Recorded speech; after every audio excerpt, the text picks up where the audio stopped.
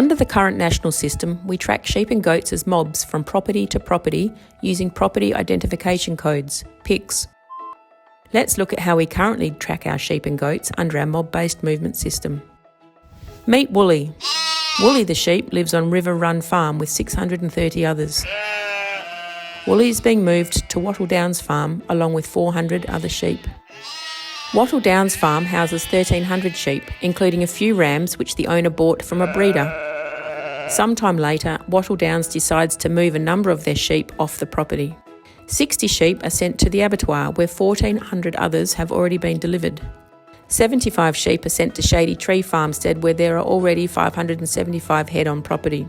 170 sheep are sent to a sale yard to be sold with 6,200 others. 500 sheep from that sale yard are moved to a feedlot, housing 8,000 more sheep.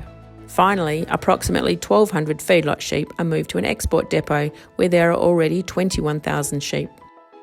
But wait, where's Woolly? Just through Woolly's potential journey, we've come into contact with about 40,280 sheep. It's at this point we find out that the rams which were brought onto Wattle Downs Farm where Woolly had been living were carrying a disease. Since we don't know where Woolly ended up, or even if she's still at Wattle Downs, we have to trace all movements of all sheep off Wattle Downs Farm through all possible paths that the disease could have flowed through. We also learned that the same breeder which sold the rams to Wattle Downs sold to 26 other properties. We now have to multiply all of these traces by 26. That's 1,047,280 potentially exposed sheep and more than 130 pathways to follow. But let's just look at finding Woolly in this instance.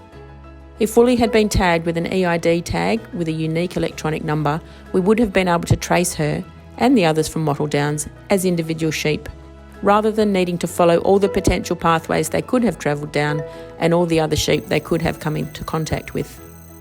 Having individual EID allows us to find Woolly. The time to contain a disease is reliant on the rate of traceability available.